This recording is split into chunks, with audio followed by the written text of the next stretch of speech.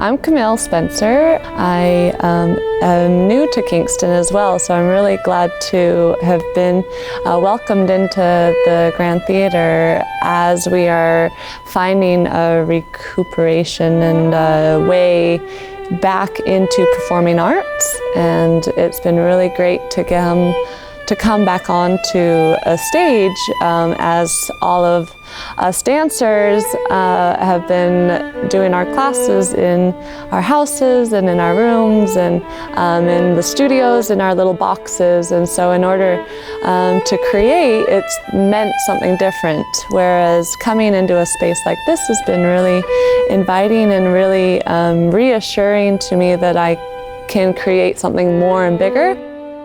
I've really appreciated the opportunity to use this space because I'm able to move big, I'm able to dance large, and I'm a tall dancer, so I really like to move around the space. And I really like to embody and embrace the space that I'm in.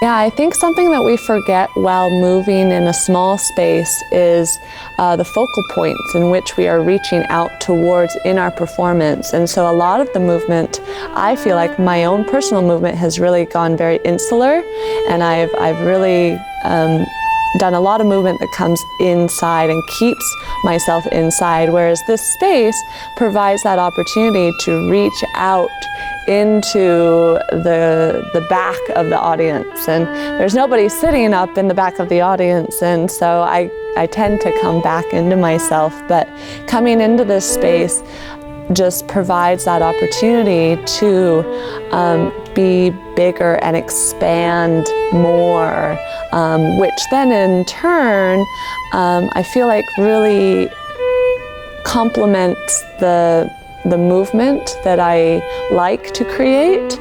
I like to create expansive and reaching movement, but it's hard to know where that movement is going in a smaller space. And so this space just begs me to reach further and gobble it all up almost. And so it's been very refreshing to experience that.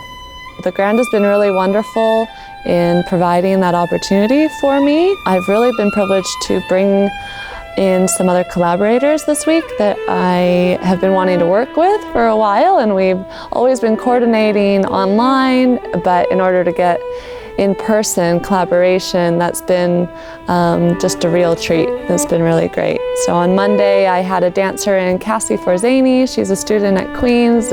She's a dancer, a composer, and she does so many great things. And we explored and we embraced the space, and we had a really fun time showcasing the auditorium in our creation. We then did a live class on Tuesday for the Dance for Parkinson's class that Amy Booth runs, and I was able to lead that class, which was really great for them to virtually, they were all at home, but virtually they were able to see and feel like they were in the space. That's what's so exciting about these residencies, is that it's opening up this space again to the public, and it's really nice to know that we're getting back into that live performance feel again. On Wednesday, I had a great opportunity to collaborate with Danielle Lennon. She's a musician, a violinist. She plays for the Kingston Symphony, teaches my little boy violin, and she is just a gem. And so she brought in an original composition, and we created to that. I danced, she played, and we just had a really great time creating some really in-person choreography for that. I was able to bring another dancer in, Sasha French, in on Thursday, and she and I made a duet that we are hoping to feature.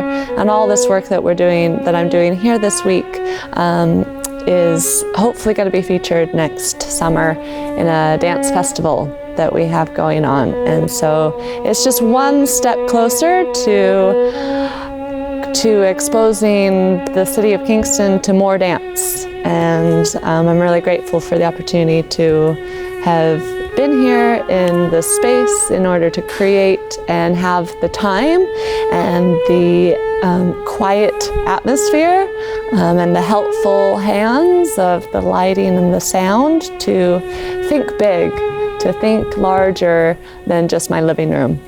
And it's been really great.